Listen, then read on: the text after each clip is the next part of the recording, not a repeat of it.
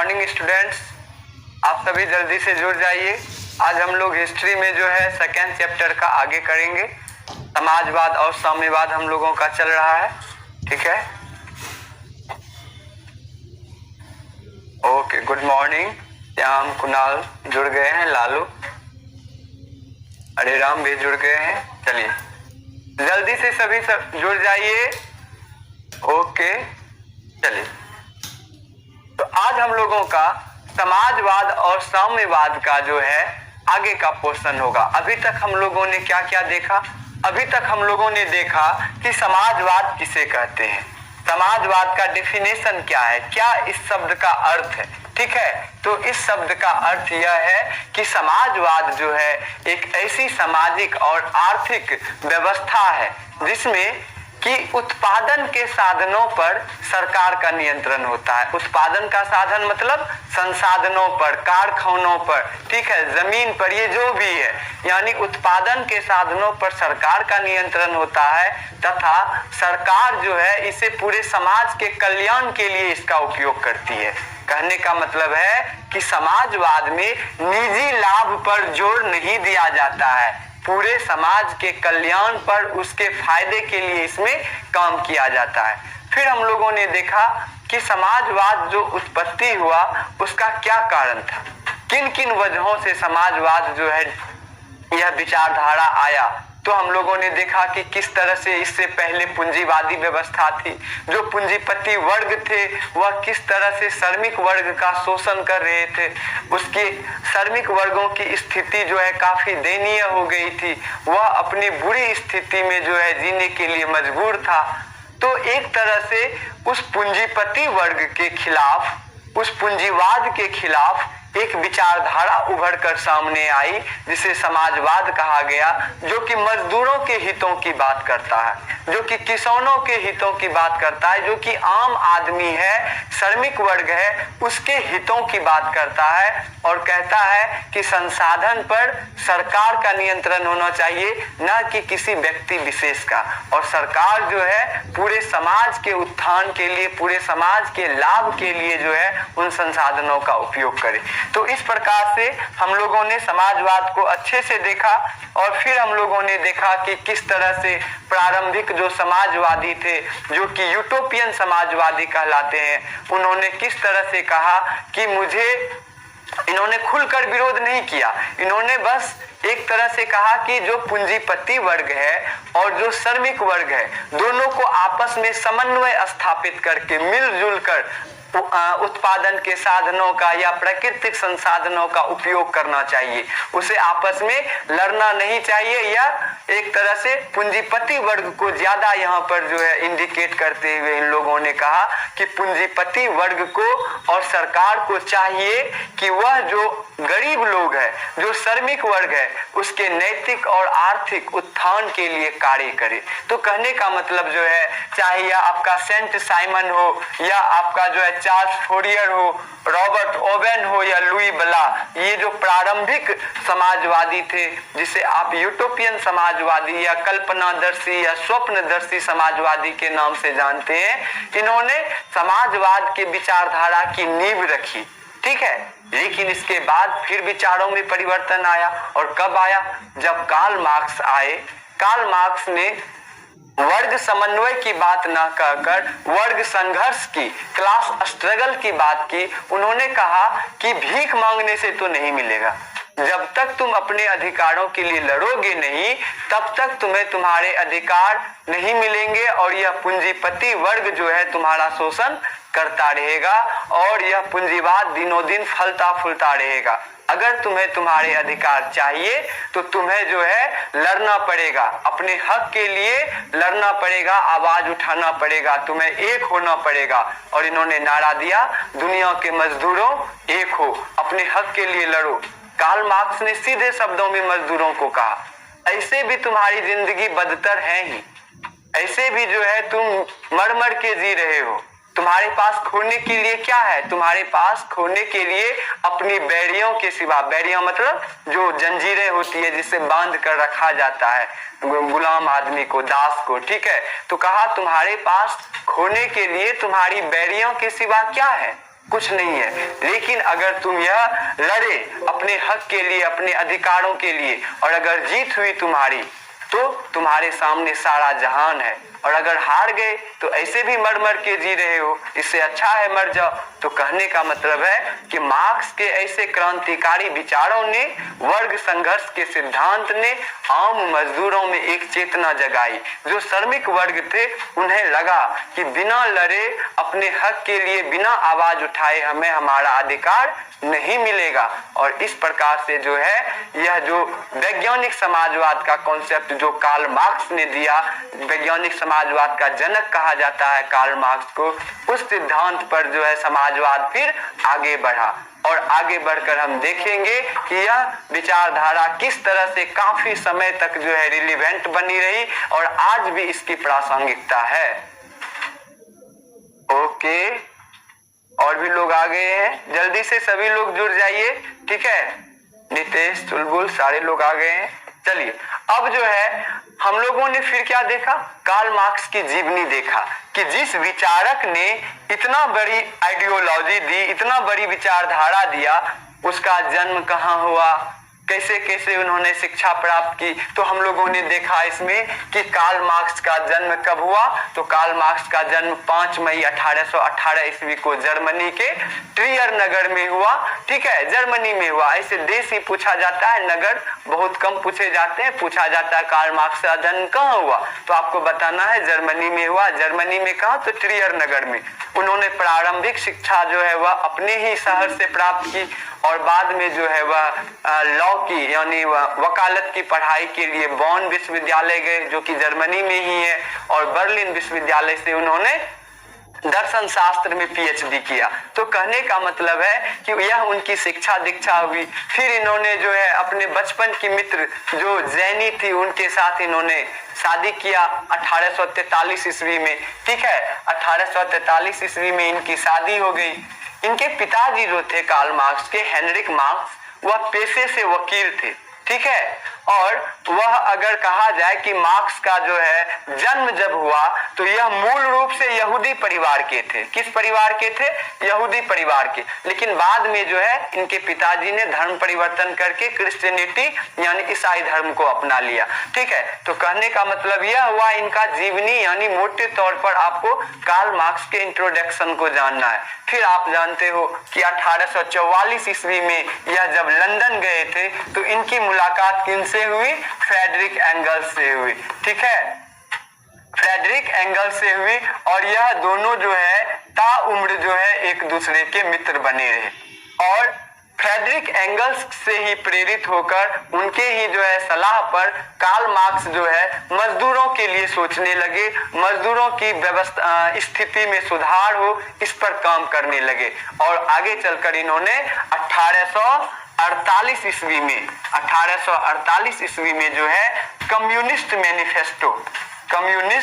Manifesto नामक जो है एक पत्रिका को लॉन्च किया, जिसमें कि इनके विचार और किस तरह से मजदूरों की दशा में सुधार आएगा, किस तरह से जो पूंजीपति वर्ग अत्याचार और शोषण कर रहा है मजदूरों पर वह खत्म होगा। इन सारे विचारों को इस पुस्तक में इन्होंने लिखा। क्या पुस्तक का नाम था? Communist manifesto. इसको हिंदी में कहते हैं साम्यवादी घोषणा पत्र। कम्युनिस्ट मैनिफेस्टो,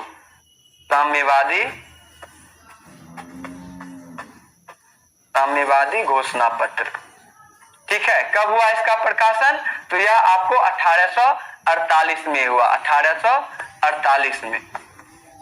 अब जो है यह जब पत्रिका प्रकाशन हो गया तो बड़े पैमाने पर इसकी प्रशंसा हुई, लोगों में एक जागरूकता आई कि हाँ, एक नया विचार आया लोगों के बीच में, जिसे लोगों ने एकदम प्रशंसा के तौर पर और एक नए विचार के तौर पर जो है स्वीकार किया।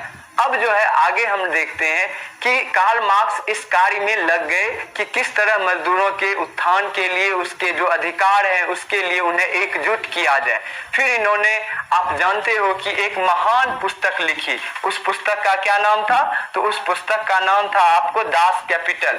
दास कैपिटल को जो है क्या कहा जाता है? उसे साम्यवादियों का बाइबल कहा जाता है। यह आपके ऑब्जेक्टिव में भी रहता है।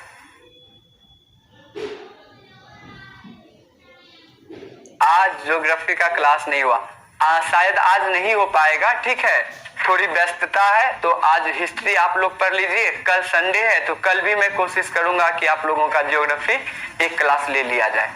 आज ज्योग्राफी नहीं होगा, ठीक है।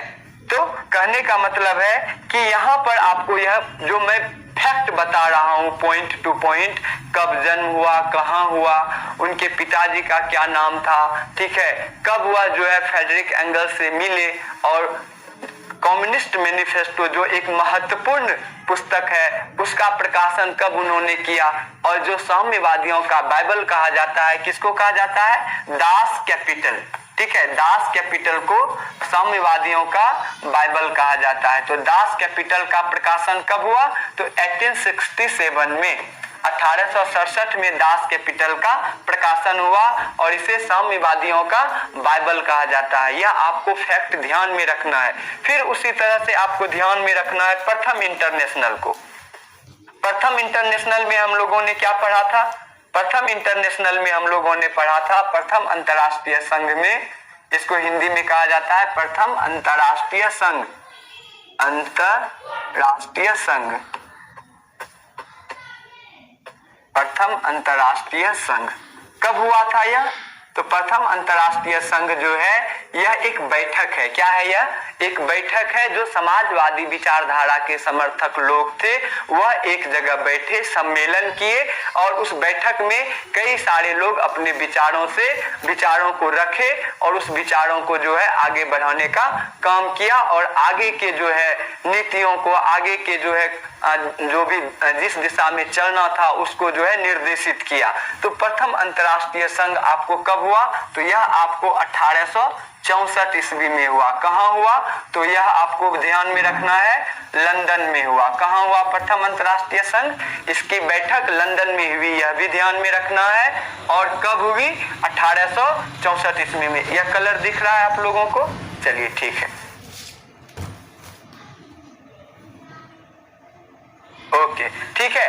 तो प्रथम अंतरराष्ट्रीय संघ की बैठक, इस बैठक में कार्ल मार्क्स उपस्थित थे, कार्ल मार्क्स इस बैठक में उपस्थित थे, और उन्होंने अपने विचारों को रखा। उन्होंने यहाँ पर कहा, स्पष्ट शब्दों में मजदूरों से आह्वान किया कि तुम्हें तुम्हारे अधिकारों के लिए लड़ना पड़ेगा। जो बात मैं पहले बोल चुका हूँ वही बात इन्होंने जो बात इन्होंने कम्युनिस्ट मैनिफेस्टो में लिखा था, उन्हीं बातों को और भी मजबूती के साथ इन्होंने प्रथम अंतरराष्ट्रीय संघ में जो है, या जो फर्स्ट इंटरनेशनल की बैठक थी उसमें इन्होंने रखा। और इन्होंने क्या कहा, यहाँ पर इन्होंने कहा कि बिना कर्तव्य का, ठीक है, अधिकार नहीं, और बिना अधिकार का कर्तव्य नहीं। यानी कहने का मतलब है कि आपको तभी पावर या आपको तभी राइट मिलेगा जब आपके कुछ ड्यूटीज हो, ठीक है, आपके कर्तव्य हो, और अगर कर्तव्य नहीं है तो आपको कोई अधिकार नहीं मिलेगा।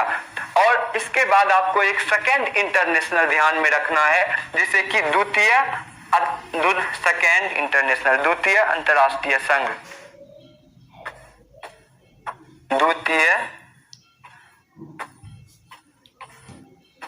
द्वितीय अंतरराष्ट्रीय संघ। इसकी बैठक कब हुई, तो इसकी बैठक जब हुई उस समय तक कार्ल मार्क्स जो है इस दुनिया से विदा हो चुके थे, यानी उनकी मृत्यु हो गई थी, ठीक है। उनकी मृत्यु के बाद जो है सेकेंड इंटरनेशनल की बैठक हुई, और यह आपको याद रखना है 14 जुलाई 1889 ईस्वी को, 1889 ईस्वी को। कहां पर हुई इसकी बैठक, तो पेरिस में हुई। पेरिस किस देश में है, तो फ्रांस में है, ठीक है। तो सेकेंड इंटरनेशनल की बैठक कहां पर हुई, यह पेरिस में हुई, और 1889 में हुई। यह भी ध्यान रखना है कि इनकी मृत्यु जो है, मृत्यु कब हो गई इनकी, तो इनकी मृत्यु जो है 1883 में हो गई थी। कब हो गई थी मृत्यु, 1883 में, ठीक है। और कहने का मतलब है कि सेकेंड इंटरनेशनल जो है उसमें बहुत सारे लोगों ने, लगभग 20 देशों के 400 प्रतिनिधि ने भाग लिया, और भाग लेकर जो है इसमें आगे की रणनीति को तय किया कि किस तरह से हमें समाजवादी विचारधाराओं को बढ़ाना है, और किस तरह मजदूरों के हक में जो है आवाज को बुलंद करना है। जहां पर आप जानते हो कि यहीं पर निर्णय लिया गया कि प्रत्येक साल इसी सेकेंड इंटरनेशनल में ही जो है निर्णय लिया गया कि प्रत्येक साल जो है 1 मई को मजदूर दिवस के रूप में मनाया जाएगा। ठीक है, इसी सेकेंड इंटरनेशनल बैठक में ही 1 मई को मजदूर दिवस यानी अंतर्राष्ट्रीय मजदूर दिवस के रूप में मनाने का फैसला लिया गया। और अगले साल ही यह 89 में बैठक हुई। 1 मई 1890 को ही लगभग जो है अमेरिका और यूरोप के कई सारे देशों में जो है लाखों मजदूरों ने जो है हड़ताल किया और अपनी मांग को रखा और कहा कि मेरे काम के घंटे नियत होने चाहिए, मेरी वेतन बढ़ना चाहिए। यानी मजदूरों ने अपने आवाज को बुलंद करना प्रारंभ कर दिया। तो इस प्रकार से आपने कार्ल मार्क्स की जीवनी को भी देखा। अब आते हैं कार्ल मार्क्स के सिद्धांत। ठीक है, जो कि उनके लगभग 5 महत्वपूर्ण सिद्धांत है। उस सिद्धांत के आपके बुक में सिर्फ जो है नाम दिए गए हैं, लेकिन चूंकि आप यहाँ पढ़ रहे हो तो अच्छे से पढ़ लो। ठीक है, उसको समझ लो लिटरली कि वह जैसे द्वंदात्मक भौतिकवाद का सिद्धांत है या वर्ग संघर्ष का सिद्धांत है जो मार्क्स के सिद्धांत है, वह आखिर कहना क्या चाहता है। तो ठीक है, हम लोग आगे बढ़ते हैं।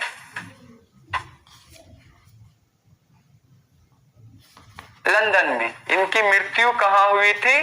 तो कहाँ हुई थी? लंदन में हुई थी। ठीक है, चलिए अब जो है हम लोग देखते हैं नेक्स्ट पेज,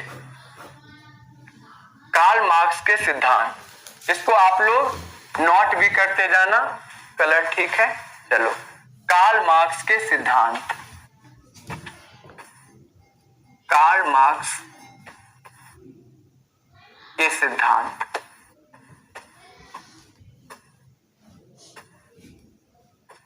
सिद्धांत पहला सिद्धांत है द्वंदात्मक भौतिकवाद का सिद्धांत।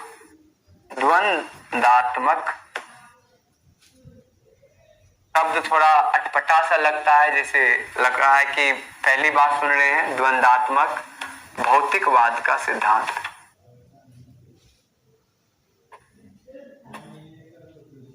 भौतिकवाद का सिद्धांत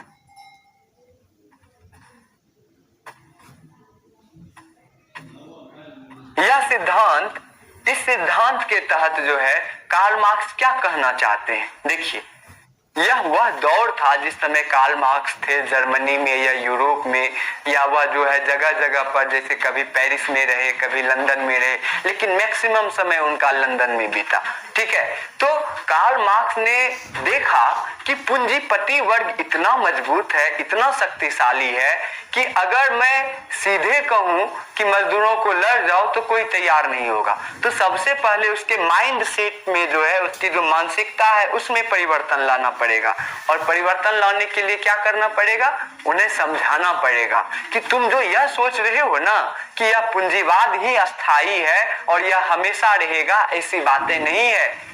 इतिहास जो है वह परिवर्तनशील रहा है। ठीक है, अगर आज यह है तो इसका दौर भी जाएगा, तुम्हें बस इसके लिए संघर्ष करना है। ठीक है, तो इस तरह से जो है उन्होंने एक विचार दिया। और वह विचार क्या दिया उन्होंने मजदूरों को कहा कि इतिहास जो है, इतिहास परिवर्तनशील है। यहाँ पर जो प्रक्रिया है, यानी यह जो प्रोसेस है, जिस प्रोसेस से पूरा दुनिया या पूरा समाज गुजर रहा है, यह जो है वाद, प्रतिवाद और संवाद से होकर गुजरता है। पहली बात सुन रहे हो, समझो। मैं इसको समझाऊंगा कि वाद, प्रतिवाद और संवाद कहने का क्या मतलब है। इसने कहा कि इतिहास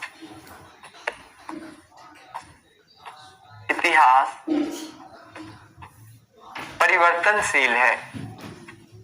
इतिहास, कुछ पॉइंट को लिख भी लीजिएगा। ठीक है, क्योंकि यह आपके बुक में नहीं है तो मिलेगा जल्दी नहीं। इतिहास परिवर्तनशील है और इसका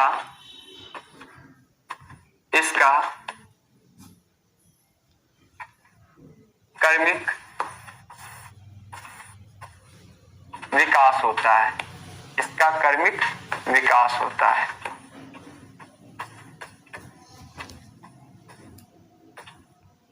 ठीक है, इन्होंने क्या कहा कि अगर आज वाद है, ठीक है, अगर आज क्या है? वाद है, यानी अगर आज वाद है तो कल प्रतिवाद आएगा। क्या आएगा कल? कल प्रतिवाद आएगा और प्रतिवाद आएगा। और आगे जो है क्या आएगा? संवाद आएगा। आगे संवाद आएगा। इसके कहने का क्या मतलब है? इसके कहने का मतलब है, इन्होंने कहा कि अगर आज वाद है, वाद को उन्होंने कहा पूंजीवाद। क्या कहा? पूंजीवाद। उन्होंने कहा कि देखो, अगर आज पूंजीवाद है ना, तो कल प्रतिवाद, यानी कल जो है सर्वहारा का शासन आएगा। किसका शासन आएगा?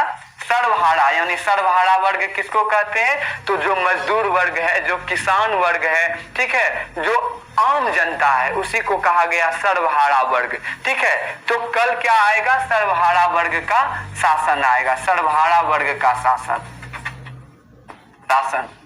दिख रहा है आप लोगों को? और आगे क्या आएगा? तो आगे आएगा संवाद। संवाद करने का क्या मतलब है? साम्यवाद। ठीक है, साम्यवाद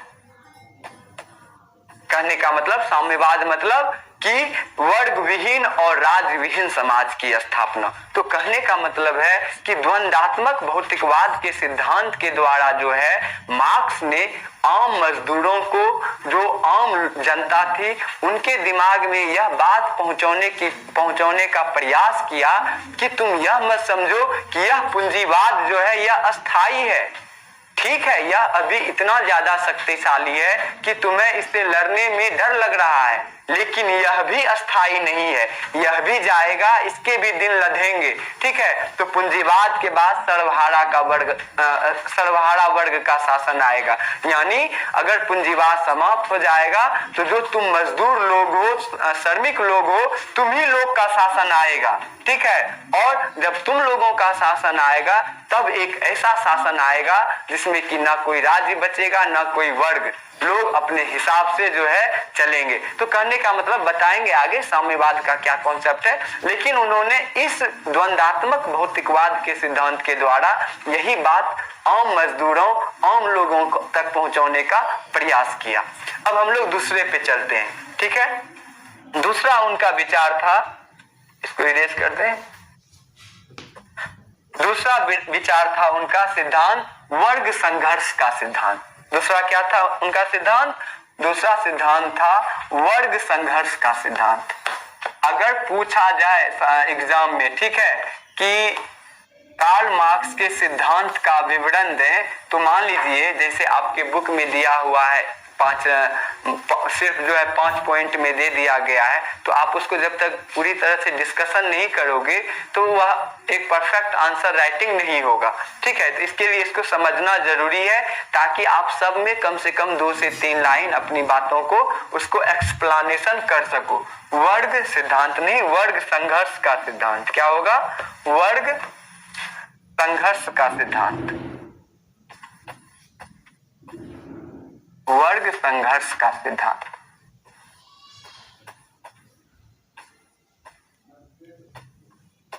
देखिए, वर्ग संघर्ष का सिद्धांत क्या कहता है? या तो शुरू में ही हम लोगों ने देखा कि यूटोपियन समाजवादी वर्ग समन्वय की बात करता है, मिलजुल कर रहो, लेकिन कार्ल मार्क्स जो है, जो वैज्ञानिक समाजवादी है, वह वर्ग संघर्ष की बात करता है, क्लास स्ट्रगल की बात करता है। यहाँ पे कार्ल मार्क्स स्पष्ट शब्दों में कहते हैं कि जो आर्थिक संसाधन है, जो उत्पादन के साधन है, उस पर नियंत्रण के कारण ही वर्ग का निर्माण होता है। कहने का मतलब कि अगर कुछ आदमी उत्पादन के साधन पर अधिक नियंत्रण कर लिया है, अधिक जो है उसके पास संसाधन है, तो वह अमीर हो गया है, वह पूंजीपति हो गया है। और जो मैक्सिमम लोग हैं जिसके पास उत्पादन के साधन या जो है पूंजी नहीं है, या फिर जिसको आप संसाधन कह सकते हो नहीं है, वह क्या हो गया है?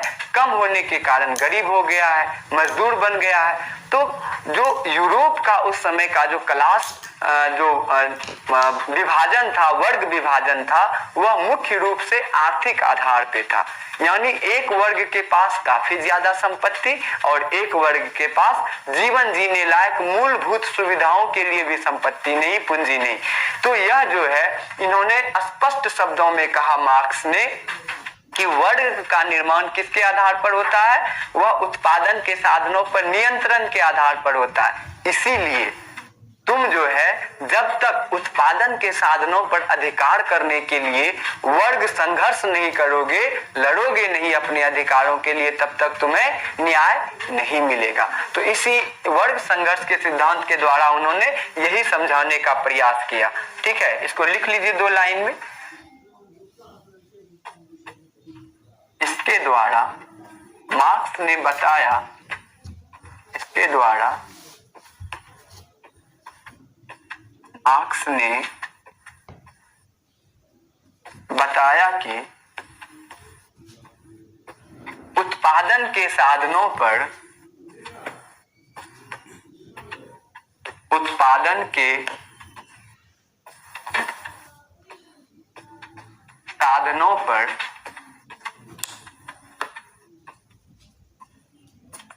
अधिकार के कारण ही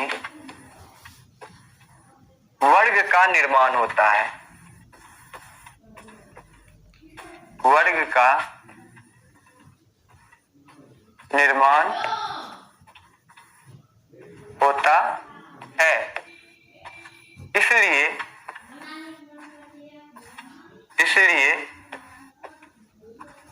वर्ग संघर्ष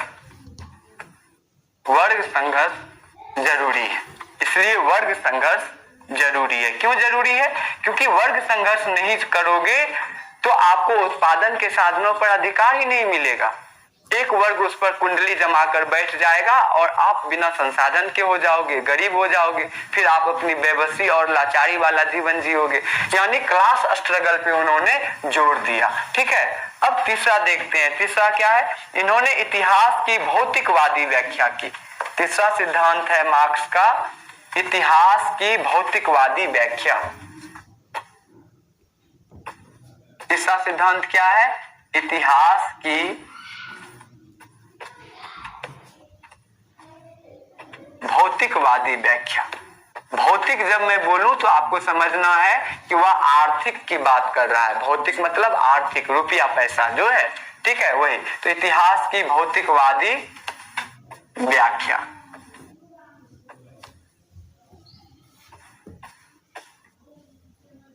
आप लोगों को समझ में आ रही है ना? नहीं समझ में आए तो पूछिएगा। ठीक है, इतिहास की भौतिकवादी व्याख्या। इसमें मार्क्स ने क्या कहा? इसमें मार्क्स ने कहा कि देखिए, कार्ल मार्क्स ने धर्म का विरोध किया। समझ रहे हो? उन्होंने कहा कि धर्म जो है ना एक अफीम की नशा की तरह है। क्योंकि मैक्सिमम जो लोग, जो गरीब लोग हैं, उन्हें धर्म का नाम लेकर ही डराया जाता था कि तुम यह करोगे तो पाप लग जाएगा। और इसी डर को जो है हथियार बनाकर जो पादरी वर्ग थे, जो कि चर्च में पूजा पाठ कराते थे, उस तरह के वर्ग जो है आम गरीब लोगों को दबा कर रखते थे ताकि वह विद्रोह नहीं कर पाए। यह जो है ईसा मसीह के खिलाफ है, इस तरह की सारी बातें। तो पहला नंबर यह बात मार्क्स को समझ में आ गया कि जब तक आम मजदूरों को यह नहीं बताया जाएगा कि तुम्हारे लिए ईश्वर के बजाय पैसा महत्वपूर्ण है, तब तक उन्हें यह बात समझ में नहीं आएगी। और इसको समझाने के लिए उन्होंने कई सारे तर्क दिए। उन्होंने कहा कि अगर तुम्हारा ईश्वर इतना ही महत्वपूर्ण है तो मुझे यह बताओ कि तुम्हारी इतनी स्थिति बदतर क्यों है? क्यों तुम्हारे बच्चों के साथ अत्याचार हो रहा है? छोटे छोटे बच्चे तुम्हारे फैक्ट्री में काम कर रहे हैं, उस पर जो है उसकी पिटाई होती है। तुम्हारी जो महिलाएं हैं, पत्नियां हैं, उसके साथ शोषण और अत्याचार होता है। क्यों तुम्हारी जिंदगी की यह दुर्दशा है? इसलिए क्योंकि तुम अपने हक के लिए लड़ नहीं रहे हो और तुम यह नहीं समझ पा रहे हो कि तुम्हारे लिए पैसा महत्वपूर्ण है, ना कि धर्म। ठीक है, और इसमें इन्होंने स्पष्ट शब्दों में कहा कि इतिहास जो है वह आर्थिक आधार पे ही प्राचीन समय से चलता आ रहा है। और इन्होंने इतिहास को 6 वर्गों में बांटा, जिसमें कि आप जानते हो कि पहला इन्होंने कहा कि पहला जो अति प्राचीन समय में जो दौर था उसको इन्होंने कहा आदिम साम्यवादी युग। क्या कहा? आदिम साम्यवादी युग। यानी यह साम्यवादी युग आदिम क्यों कहा गया? आदिम साम्यवादी युग कहने का मतलब है यह वह दौर था जिस समय कि लोग बिल्कुल एक बंजारा की तरह, जैसे आदि मानव रहते हैं, क्या आदि मानव जो शुरू में थे वह धन एकत्र करके रखते थे? नहीं रखते थे। उन्हें भूख लगती थी, जंगलों में जाते थे, फल तोड़ के लेके आके खा लेते थे। उन्हें भूख लगती थी तो वो जाके जो है शिकार करके ले आते थे, लेकिन धन संग्रह वाली यहाँ पर व्यवस्था नहीं थी। तो उसी को कहा गया आदिम साम्यवादी युग। ठीक है, फिर इन्होंने दूसरा कहा, दूसरा इन्होंने क्या कहा? तो दूसरा कहा इन्होंने दासता का युग। यानी फिर जो दौड़ आया उस समय लोगों को, कुछ लोगों ने जो बुद्धिजीवी या एक तरह से शक्तिशाली हो गए, संसाधनों पर नियंत्रण के कारण उन्होंने लोगों को, जो मजदूर या गरीब लोग थे, उन्हें दास बनाकर रखा। तो इसे कहा गया दासता युग। ठीक है, फिर उसी तरह से जो है तीसरा नंबर इन्होंने कहा, तीसरा दौर आया सामंत का युग, सामंतवादी युग। ठीक है, सामंतवादी युग। सामंतवादी युग कहने का मतलब कि ऐसे लोग, सामंत बताए थे आप लोगों को, सामंत किसे कहा जाता है? जमींदार को। जमींदार मतलब जिसका बहुत सारे लैंड पर, बहुत सारे जमीन पर कब्जा हो, यानी उसके नियंत्रण में हो, यानी वह बहुत सारे भूमि का मालिक हो। ठीक है, और वहां पर वह क्या करता है? उस खेत में जो है मजदूरों, किसानों से काम करवाता है और उसे कम वेतन देता है। यानी उस मजदूर किसान का वह सामंत जो है क्या करता है? शोषण करता है। तो सामंतवादी युग आया। फिर जो है लोग जो है शहरों में आकर इंडस्ट्री लगाने लगे, बड़े बड़े उद्योग लगाने लगे। तो यहां से क्या हुआ? शुरुआत पूंजीवादी युग का। ठीक है, पूंजीवादी युग का। और पूंजीवादी युग के बाद जो है मार्क्स ने कहा कि जब यह पूंजीवादी युग समाप्त होगा, ठीक है, यह दौर था जिस समय मार्क्स आए, कहा कि जब यह पूंजीवादी युग समाप्त होगा और यानी तुम लोग लड़ोगे, इसी पूंजीवादी व्यवस्था को समाप्त करोगे, तब आएगा तुम्हारा कौन सा युग? तो समाजवादी युग। ठीक है, और जब समाजवादी युग आएगा, ठीक है, तो उसके बाद जो है आपका क्या आएगा? समाजवादी युग के बाद आएगा साम्यवादी युग। ठीक है, समाजवादी के बाद क्या आएगा? तो वह आएगा आपका साम्यवादी युग। समाजवादी युग में क्या होगा? तो समाजवादी युग में जो है मजदूरों का, जो सर्वहारा वर्ग है, उसका शासन होगा। ठीक है, और साम्यवादी युग में यह इन्होंने एक ऐसी कल्पना की थी मार्क्स ने, जहां पर ना कोई वर्ग रहेगा ना कोई राज्य रहेगा। हालांकि साम्यवादी युग का जो कॉन्सेप्ट उन्होंने दिया, कई जगहों पर मार्क्स इस बात को क्लियर नहीं कर पाए कि आखिर बिना राज्य का कैसे सिस्टम चलेगा। ठीक है, और वर्ग किस तरह से पूरी तरह से समाप्त हो जाएगा। तो यहाँ पर कुछ जगहों पर मार्क्स की आलोचना भी होती है कि उन्होंने स्पष्ट नहीं कर पाया, लेकिन इन सारे सिद्धांतों का उसका मूल उद्देश्य यही था कि यह जो पूंजीवादी नामक जो राक्षस सामने खड़ी थी, पूंजीवादी व्यवस्था ने जो है आम श्रमिकों और मजदूरों का जीवन जो मुश्किल कर दिया था, उसके खिलाफ श्रमिकों मजदूरों को एक करना और इस पूंजीवादी व्यवस्था को उखाड़ फेंकना। ठीक है, और इसके लिए उन्होंने कई सारे सिद्धांत दिए। तो आपने जो है इतिहास की भौतिकवादी व्याख्या देखी कि उसने कितने भाग में जो है इतिहास को बांट कर देखा, और क्या कहा? भौतिकवादी कहने का मतलब उन्होंने स्पष्ट कहा ईश्वर के बजाय पैसा महत्वपूर्ण है। अगर तुम्हारे पास संसाधन है, तुम्हारा उत्पादन के साधन पर नियंत्रण है, तभी तुम्हारे अधिकार मिल सकते हैं, तभी तुम्हारा जीवन जो है आसान हो सकता है। अन्यथा तुम दिन भर कुछ भी भगवान का नाम लो, वह तुम्हारे पेट नहीं भर सकते हैं। तो इस तरह इन्होंने जो है आम लोगों को, आम श्रमिक मजदूरों को झकझोड़ा, उसके मानसिकता में जागरूकता लाने का प्रयास किया, जिससे कि दुनिया के मजदूरों में एक चेतना जगी। और आप आगे देखोगे किस तरह से रूस की क्रांति जो है वह सफल हुई, और भी सारी बातें। चलिए अब जो है हम लोग चौथा नंबर देखते हैं। यह तो तीसरा हो गया कार्ल मार्क्स का सिद्धांत। अब चौथा नंबर देखते हैं कि चौथा नंबर वह क्या कह रहा है। चौथा सिद्धांत उन्होंने दिया मूल्य और अतिरिक्त मूल्य का सिद्धांत। मूल्य और अतिरिक्त मूल्य का सिद्धांत। चौथा नंबर उन्होंने क्या सिद्धांत दिया? मूल्य और अतिरिक्त मूल्य। मूल्य और अतिरिक्त मूल्य का सिद्धांत। अतिरिक्त मूल्य का सिद्धांत। सिद्धांत देखो, इसमें इन्होंने क्या कहा, मूल्य कहने का क्या मतलब है और अतिरिक्त मूल्य कहने का क्या मतलब है। बस ये दोनों समझ गए तो आप समझ गए। मूल्य कहने का मतलब है, इन्होंने स्पष्ट शब्दों में कहा मार्क्स ने कि देखो कि कोई भी वस्तु जो उत्पादन होता है उस वस्तु के उत्पादन में लगा श्रम, श्रम मतलब जो मेहनत लगता है, और लगा समय, वही उसका मूल्य है। यानी किसी वस्तु के उत्पादन में लगा श्रम यानी मेहनत और लगा समय, वही क्या है, मूल्य है। लेकिन इस मूल्य के बराबर मूल्य जो है मजदूरों को नहीं दिया जाता है। ठीक है, कहने का मतलब है अगर मजदूरों का वेतन 10 रुपया होना चाहिए तो उसको सिर्फ 2 रुपया दिया जाता है, यानी मूल्य उसे नहीं दिया जाता है। उसे क्या दिया जाता है, आजीविका मूल्य। आजीविका मूल्य कहने का मतलब कि किसी तरह से तुम बस पेट भर लो वही काफी है, भोजन मिल जाए उतना ही काफी है। यानी 10 रुपया के बदले अगर मजदूरों का वेतन 10 रुपया होना चाहिए तो उसे 2 रुपया दिया जा रहा है। तो यहाँ पर 8 रुपया कौन बचा रहा है, पूंजीपति वर्ग बचा रहा है, जो मालिक है उस फैक्ट्री का, कारखाना का।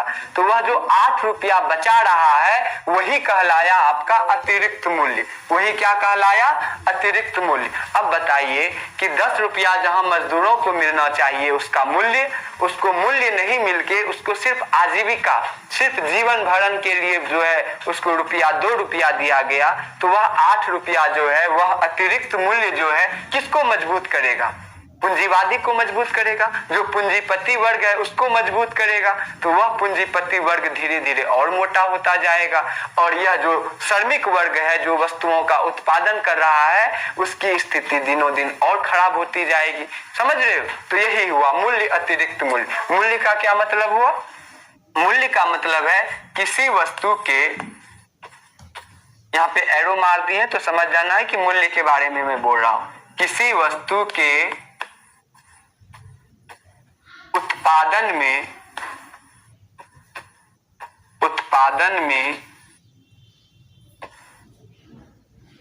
किसी वस्तु के उत्पादन में लगा श्रम, श्रम मतलब समझ रहे हो ना, श्रम मतलब मेहनत, जो भी वह मेहनत कर रहा है उसमें लगा श्रम तथा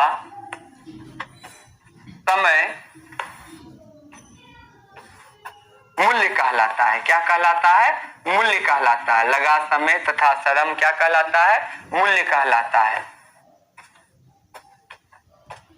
कहलाता है। पूंजीपति वर्ग मूल्य ना देकर क्या देता है, आजीविका मूल्य मजदूरों को। तो यहां पर क्या करता है वह, पूंजीपति वर्ग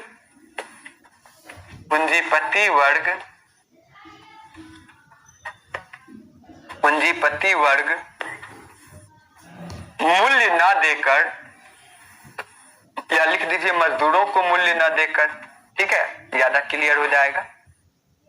पूंजीपति वर्ग मजदूरों को या श्रमिकों को मूल्य ना देकर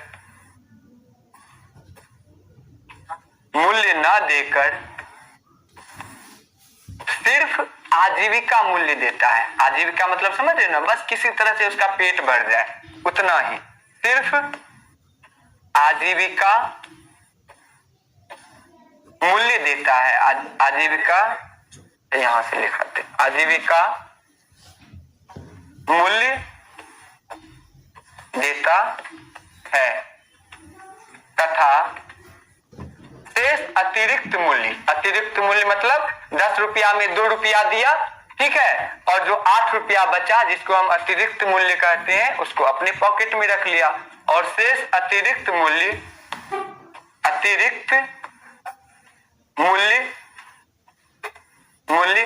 अपने पास रख लेता है। क्या करता है, अपने पास रख लेता है। कौन, पूंजीपति वर्ग, ठीक है, अपने पास रख लेता है। नीचे दिख रहा है, अपने पास, लिख लीजिए, सुनकर ही लिख लीजिए, अपने पास रख लेता है। और लास्ट में लिखना है कि यही अतिरिक्त मूल्य जो है पूंजीवाद को बढ़ावा देता है। ठीक है, यही अतिरिक्त मूल्य जो है क्या करता है, पूंजीवाद को बढ़ावा देता है। जो आपका मिल मालिक है, जो पूंजीपति वर्ग है, इसी मुनाफे के कारण, इसी अतिरिक्त मूल्य के कारण वह और शक्तिशाली और मोटा होते जा रहा है।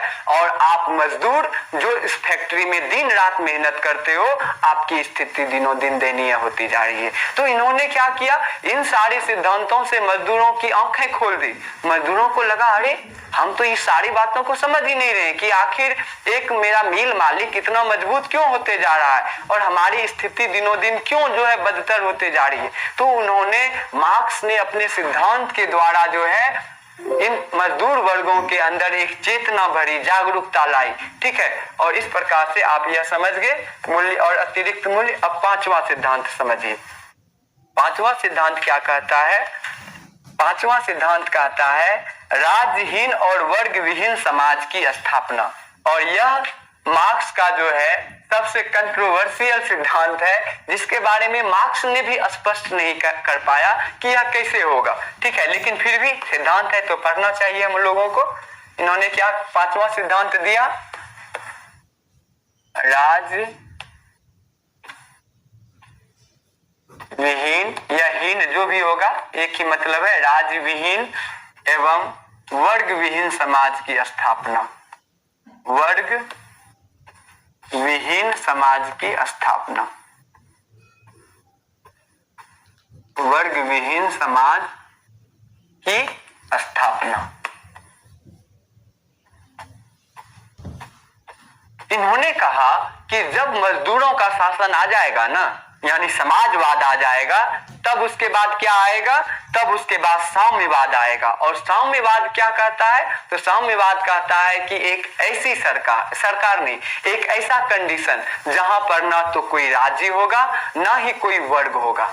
ठीक है, अब कहिएगा सर राज्य नहीं रहेगा तो चलाएगा कौन, यह मार्क्स ने भी स्पष्ट नहीं कहा। ठीक है, लेकिन उन्होंने इतना कहा, जो उनका एक स्टेटमेंट था जो काफी ज्यादा फेमस है। मार्क्स कहा करते थे कि एक इंजीनियर सुबह में जाकर मछली भी मार सकता है और शाम में जाकर वह इंजीनियर का भी काम कर सकता है। यानी यह तय नहीं होगा कि कौन क्या काम करेगा, सबको जो काम है वह अपना काम करेगा।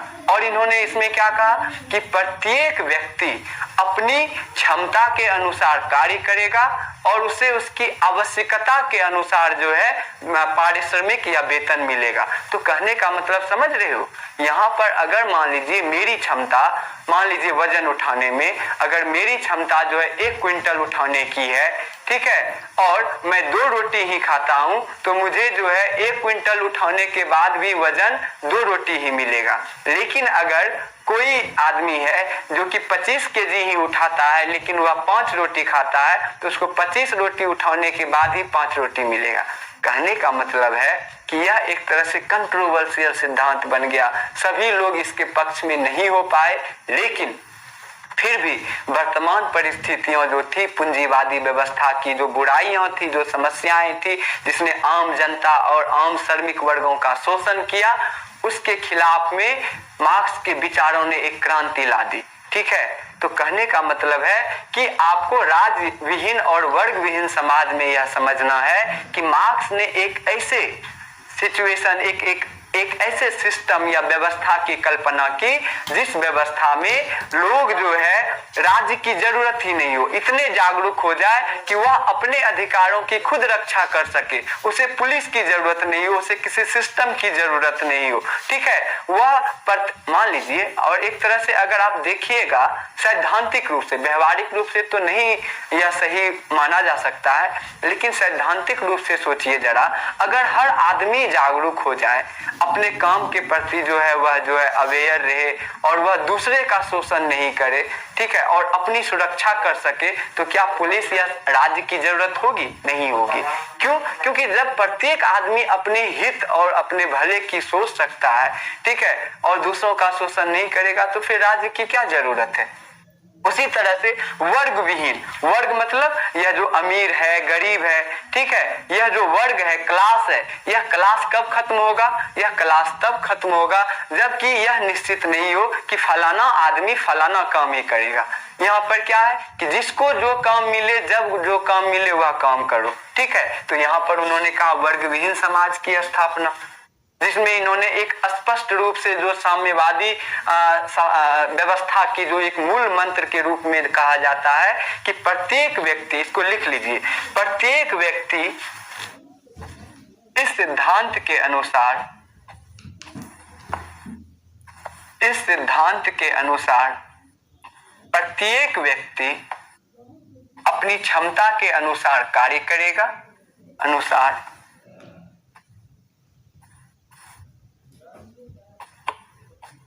प्रत्येक व्यक्ति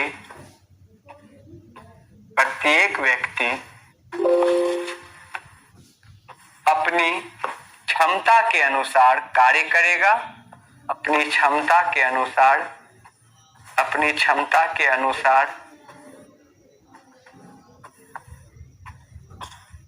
कार्य करेगा तथा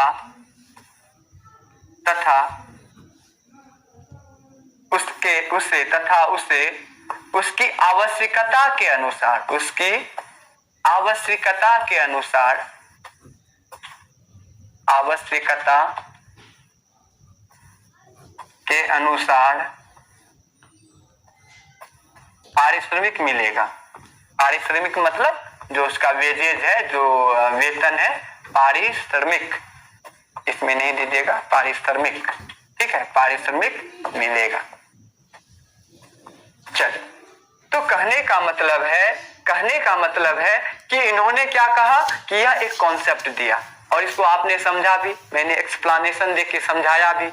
और यहाँ पर इन्होंने कहा कि राज्य नहीं, वस्तु, व्यक्ति नहीं, वस्तु शासन करेगा। यह भी इन्होंने एक स्पष्ट शब्दों में कहा कि यह जब स्थापना हो जाएगा साम्यवाद का, तो कोई व्यक्ति शासन नहीं करेगा, वस्तु शासन करेगा। वस्तु शासन समझ रहे हो, यानी जो संसाधन है वह शासन करेगा, क्योंकि जब संसाधनों का समान वितरण होगा या संसाधनों पर जो है व्यक्ति की जरूरतों के हिसाब से उसे आपूर्ति की जाएगी और वह सरकार के नियंत्रण में रहेगा, तो जाहिर सी बात है कि व्यक्ति नहीं, कौन शासन करेगा, तो वस्तु शासन करेगा। ठीक है, उतने डेप्थ में नहीं जाना है, मोटे तौर पर आपने जो है इतने जो 5 आपके सिद्धांत है कार्ल मार्क्स के, आपने बड़े अच्छे तरीके से समझ लिया होगा। मुझे इस बात की पूरी उम्मीद है। आपके बुक में बिल्कुल नहीं दिया हुआ है कुछ भी, ठीक है, सिर्फ 5 सिद्धांत का जिक्र किया गया है, ठीक है, लेकिन मुझे लगा कि आप लोगों को यह अच्छे से समझा दिया जाए।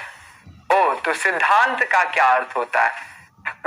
सिद्धांत का आप पढ़ते हो ना, कोई भी विचार, कोई भी आइडिया जो है, विचार समझते हो, हम कहते हैं ना कि आदमी जो है विचारों से निर्मित होता है, ठीक है। तो जो आपके विचार हैं, उसी विचार को जब आप साइंटिफिक तरीके से स्टडी करके जब आप उसको जो है समाज के सामने लाते हो या अपने भी लाइफ में उसको जो है यूज करते हो, तो वही सिद्धांत बन जाता है। यानी अगर विचार बिल्कुल इस तरह से है जिसका कोई साइंटिफिक मतलब नहीं है, तो वह विचार है, नॉर्मली विचार है। लेकिन वही विचार जब आप प्रूफ करते हो बहुत सारे उदाहरण देकर, तर्क देकर, तो वही क्या बन जाता है? सिद्धांत।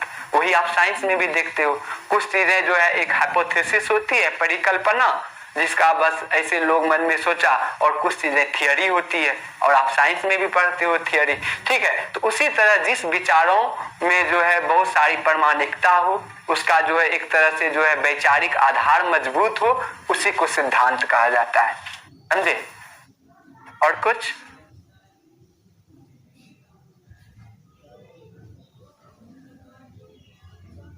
ठीक है, नहीं, वो आप जो कर रहे हो 6 सिद्धांत नहीं है, 5 ही सिद्धांत है मूल। 6 वह जो आप देख रहे हो वह इतिहास की भौतिकवादी व्याख्या है, ठीक है।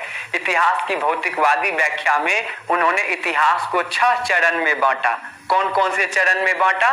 तो आपको मैंने बताया कि आदिम साम्यवादी युग, ठीक है, उसके बाद दास्ता का युग, दास्ता के युग के बाद सामंतवादी युग, फिर पूंजीवादी युग, फिर समाजवादी युग, एंड देन 6 नंबर साम्यवादी युग। तो वह जो है हिस्ट्री को उन्होंने 6 चरण में बांटा। ये सिद्धांत है, और वह इतिहास को 6 चरणों में बांटा। वह सिद्धांत नहीं है, वह सिद्धांत के अंतर्गत जो मैंने तीसरा नंबर बताया, इतिहास की भौतिकवादी व्याख्या, व्याख्या, उसके अंतर्गत जो है उन्होंने इतिहास को 6 चरणों में बांटा।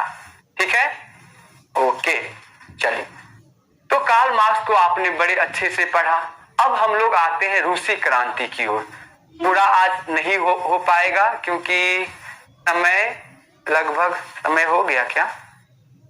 चलिए, फिर भी रूसी क्रांति का इंट्रोडक्शन देख लेते हैं। अगले क्लास में हम लोग इसको कंप्लीट कर लेंगे। ठीक है, तो रूसी क्रांति का क्या क्या कारण है, क्यों रूस में जो है क्रांति हुई, इसका थोड़ा सा इंट्रोडक्शन देख लेते हैं। देखिए, सबसे पहले वर्ल्ड मैप देख रहे हो। ठीक है, अब वर्ल्ड मैप देख रहे हो तो यह भी देख लो कि रूस कहाँ है। ठीक है, तब हम लोग रूसी क्रांति को पढ़ेंगे तो और मजा आएगा। ठीक है, तो यहाँ पर जो है आप देखो, यह जो क्षेत्र देख रहे हो, इस तरह से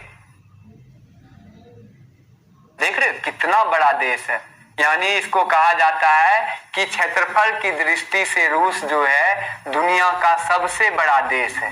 ठीक है, देखे यह जो है लगभग 1,70,00,000 वर्ग किलोमीटर क्षेत्र में फैला हुआ है और हमारा देश 32,87,000।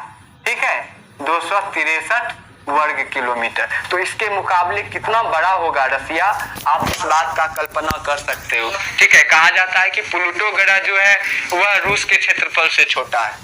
ठीक है, हालांकि प्लूटो अब ग्रह नहीं है, लेकिन उसका क्षेत्रफल जो है रूस के क्षेत्रफल से छोटा है। तो कहने का मतलब यह एक विशाल देश है। ठीक है, जो कि अगर इसको देखा जाए तो इसका जो है कुछ पार्ट अगर भौतिक रूप में देखेंगे तो इसका कुछ पार्ट जो है यूराल पर्वत जो है वह जो है एशिया और यूरोप को अलग करता है।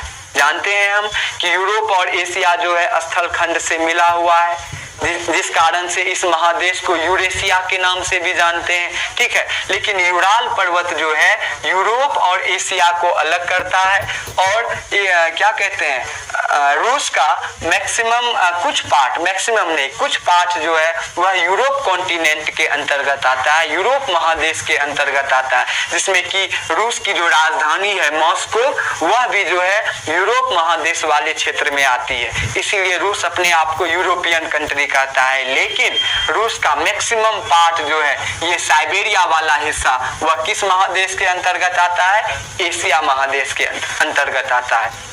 ठीक है, अब इसी क्षेत्र में क्रांति हो